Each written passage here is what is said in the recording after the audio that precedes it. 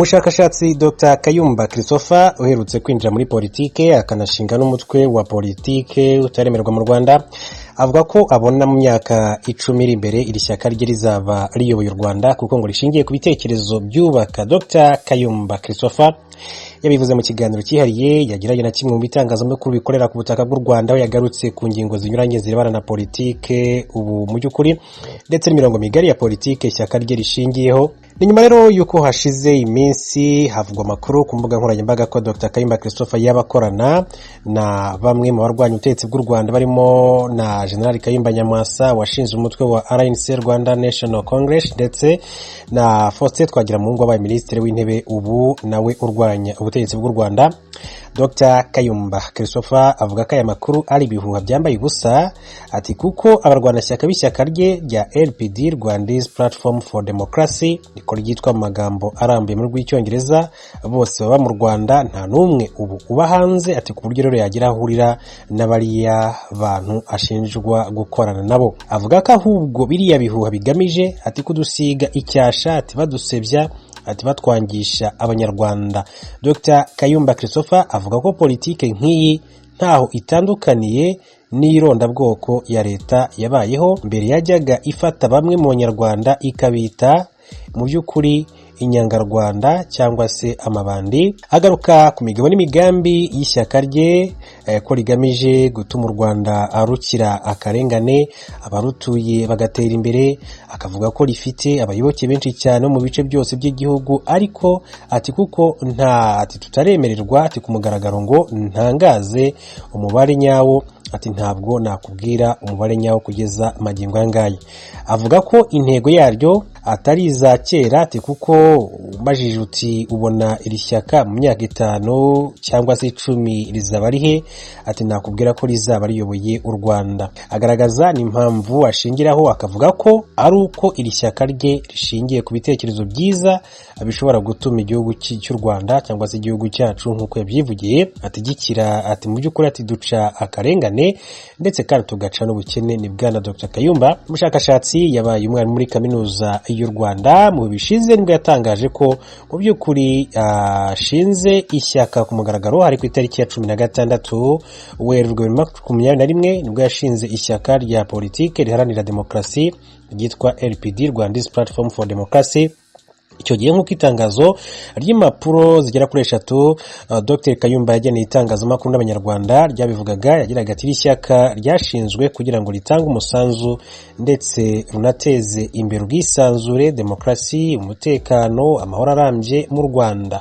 Avuga ko iri shyaka rero mu by'ukuri ryashinzwe ati bitewe n'intege nke zigaragara mu mibereho y'abaturage, ubukungu ndetse na politike nk'uko byagaragaye muri iki gihe cya COVID-19 atariko kandi n'ibindi bikomeye birimo ubukene ati buri hose, ubusumbane, akarengane, urugomo rw'abitwaje intwaro rumaze igihe kirekire by'umwihariko ati ruterwa n'imitwe yitwaje intwaro ikorera muri Repubulika ya Demokarasi ya Kongo ati kubura ku bwisanzure bw'umuntu ku giti cye n'ubwitangazamakuru n'ubuhunzi ati budashira ati bwadindije iterambere ry'igihugu. Yagize ati intego ya Rwandese Platform for Democracy ni ugutanga umusanzu mu gushyira ku iherezo ibibazo ndetse no kugeza igihugu ku iterambere rirambye ati kurushaho ati ku nzira y'amahoro ndetse na demokarasi. Ishyirwaho rya LPD Rwandese Platform for Democracy magambo arambuye mu rw'icyongereza kandi ngo rishingiye ku mateka ya politike y'ivangura yaranze igihugu rikagendera ku buryo abanyarwanda abagaragaje ukwihangana n'ubushobozi bwo gutsinda ingorane banyuzemo ati bakibakira ejo hazaza hazira amacakubiri, amakimbirane yakomeye ati gutoroherana, akarengane, ubwoba, ubwiganze, guheza, ubukene n'ubusumbane bukabije nibikubiye muri manifesto y'iri shyaka rya LPD Rwandese Platform for Democracy. Abanyamuryango bashinze iri shyaka n'abaturuka mu mpande zose z'ubuzima bw'igihugu ati nk'uko iri tangazo ryabivugaga bose ati bahujwe n'icyizere n'inyota yo guteza imbere indangagaciro rusange z'ubumwe bw'igihugu, bwisanzure, kwihanganirana, kwizerana hagati y'abaturage ati umutekano wa buri wese, impuwe ku bene gihugu n'uburenganzira bwo kubona umunezero ati nta bwoba cyangwa se inzitizi za leta zidakwiye. Iri tangazo kandi icyo gihe ryakomezaga rigira riti rivuga ko icyo abanyamuryango ba Rwandese Platform for Democracy baharanira ari uguteza imbere no kugeraho, ati ari ukurwanya ubukene n'inzara, kwigobotora ubwoba no gushidikanya, ubwisanzure bwo gutekereza, ubwisanzure bwo gutanga ibitekerezo ndetse no kubisangiza abandi nta bwoba bwo guhanwa. Ati mu buryo budakurikije amategeko, ubwisanzure bwo kwishyira hamwe no kubana n'abenegihugu nta nkomyi, ubwisanzure bwo gutunga ubutaka n'indi mitungo nta kuyamburwa na leta.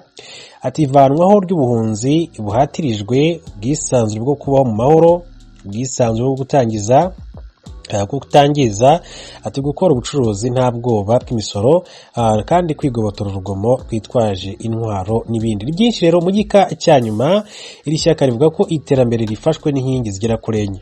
Irya mbere ni leta, guverinoma n'urwego rwa politike, iya kabiri ni urwego rw'abikorera kandi rutanga umusaruro, iya gatatu ni itangazamakuru aho ibiganiro bya rubanda n'ibyo ku rwego rw'igihugu bikorerwa abaturage bakamenya, irya kane ni imiryango iharanira inyungu z'abaturage, no kuvuga societe civile ihuriramo abaturage bakaganira cyangwa se bakungurana inama. Abashinze rero iri shyaka ritarandikwa mu mashyaka ya politike aba mu Rwanda nk'uko Dr Kayumba Christopher yabivuze, bakaba rero mu by'ukuri ari abanyarwanda bari hirya no hino mu bice bitandukanye mu Rwanda nk'uko yakomeje kugenda bigaruka. Ni Dr Kayumba Christopher rero kuva yashinga iri shyaka navuga ko atigeze yoroherwa, kuko hari ikirego cyahise kiza cy'umukobwa bivuga ko yaba yarigishije muri kaminuza y'u Rwanda muri za 2017, bikavuga ko yaba yaragerageje gushaka kumufata ku ngufu, hanyuma biza kuba ngombwa ko anatumizwaho n'urwego rw'igihugu rushinzwe ubugenzacyaha RIB kugira ngo ahatwe ibibazo. Ku nshuro ya mbere aritabye, ku nshuro ya kabiri nabwo aritaba, nyuma biza kuba na ngombwa ko baza kugera mu rugo kugira ngo bakusanye ibimenyetso cyangwa se bashakishe ibimenyetso niba koko byaba ari byo ko Dr Kayumba Christopher yaragerageje gushaka gufata uwo mukobwa ku ngufu. Kugeza amagingo angaya ntabwo tuzi ikirego aho cyagarukiye, niba cyaragarukiye mu gukusanya ibimenyetso, niba bazakomeza kugikurikirana cyangwa se niba byamaze kurangira, byaramaze gushyirwaho akadomo. Ntabwo twari twakumva icyo urwego rw'igihugu rushinzwe ubugenzacyaha RIB rukomeza kugenda rubigaruka. Uretse ibyo birego rero, Dr Kayumba Christopher ikindi namuvugaho nuko yabaye umwarimu muri kaminuza y'u Rwanda, hanyuma yabaye umushakashatsi, yabaye umusesenguzi ku bya politike cyane cyane ku rwego mpuzamahanga, hanyuma rero yigeze gusindira mu ruhame, aza gufotorwa, aza gushyirwa ku karubanda, nubwo yigeze kujya ku kibuga cy'indege ivuga ko yashatse kurwana, hanyuma aza gufungwa, aza no gukatirwa umwaka wose awumara muri gereza nkuru ya Nyarugenge iherereye i Mageragere. Cyakora aza kurekurwa asoje uwo mwaka. Kugeza ubu ngubu rero akaba agikomeje guhangana n'imibereho ndetse no gushakisha uko mu by'ukuri yateza imbere ishyaka rye rya LPD, Rwandese Platform for Democracy. Mu by'ukuri nubwo ritaremerwa mu Rwanda, rikavuga ko afite icyizere cy'uko rizemerwa kandi rigatanga umusanzu mu iterambere ry'igihugu cy'u Rwanda nk'uko yakomeje kugenda abigaruka. Reka tuve kuri Dr Kayumba Christopher tubere hamwe n'andi makuru atandukanye yakomeje kugenda avuga. Ubushinjacyaha bw'u Rwanda burasabira Madame Eugenia Nkundabanyanga gufatwa akajya kurangiza igihano cy'igifungo cy'imyaka 30 muri gereza yakatiwe n'inkiko gacaca. Baramurega icyaha cya jenoside. Uregwa we aravuga ko bamwibeshyeho ahubwo ari kuzira imitungo itimukanwa irimo amasambu. Araregwa ibyaha akekwaho ko yakoreye mu mujyi wa Kigali. Ni inkuru y'umunyamakuru w'Ijwi ry'Amerika Eric Bagirubuza. Iburanisha ry'umunsi ryaranzwe cyane n'impaka ndende hagati y'uruhande rwa Eugenie Nkundabanyanga n'ubushinjacyaha. Ni impaka zashingiye ku nzitizi zazamuwe n'uruhande rw'uregwa zo kutabonana n'ubwunganizi ngo bategure urubanza, ndetse n'ikibazo cy'uburwayi yashingiraga hasaba isubika rubanza. Izo zose umucamanza wa mbere mu rubanza aregwamo icyaha cya jenoside yazitesheje agaciro, ategeka ko iburanisha rikomeza. Yavuze ko Nkundabanyanga nta bimenyetso ashingiraho agaragaza uburwayi bwe cyangwa ko inzego zimufunze zamuvukije uburenganzira bwo kubonana n'ubwunganizi. Muri rubanza ubushinjacyaha burasaba urukiko rw'ibanze rwa Kicukiro kongera kwandika bundi bushya icyemezo cy'inkiko gacaca kigashyirwa mu bikorwa. Buravuga ko mu mwaka wa 2007 urukiko gacaca rw'umurenge wa Gatenga muri Kicukiro rwamuhamije icyaha cyo kugambira kwica nk'icyaha cya jenoside niyo umugambi utaba warabayeho, rukamukatira gufunga imyaka 30. Buvuga ko mu 2018 bwandikiye komisiyo y'igihugu yo kurwanya jenoside buyisaba dosiye ya gacaca mu rubanza rwa Nkundabanyanga. Gusa hakavuka ikibazo cy'uko CNRG yatanze dosiye iriho amazina y'uwitwa Nkundabanyanga ndetse na Nkundabanyanga. Ubushinjacyaha buvuga ko bwakoze iperereza mu cyahoze ari komine ya Kibari Ibyumba mu majyaruguru y'u Rwanda uregwa akomokamo no muri Kicukiro yabarizwagamo mu gihe cya jenoside, busanga uretse kwibeshya ku mazina uwo burega niwe wanyawe. bugasaba ko urukiko rwategeka ko ajya kurangiza igihano cy'imyaka 30 cy'igifungo. Nkundabanyanga wagaragazaga intege nkeya haba mu mivugire no mu gihagararo, umucamanza yakunze kumusaba kuburana akajya acishamo akicara. Yavuze ko izina rya Nkundabanyanga ryitwa nabo yikoma ko batamushakira amahoro. Maître Benoît Kanyabitari umwunganira yavuze ko urubanza rwa gacaca ubushinjacyaha busaba ko rwakandikwa bundi bushya rutabayeho. Yavuze ko ifishi yatanzwe na CNRG hagaragaraho amazina ya Nkundabanyanga Eugenie nabwo mu rubanza rwo mu kagari ka Murambi. Avuga ko nta myirondoro ye yagaragajwe n'icyashingiweho mu gufata icyemezo. Uyu munyamategeko yabwiye urukiko ko bitari ubwa mbere Nkundabanyanga afatwa agafungwa azira guhindagura amazina. Yavuze ko mu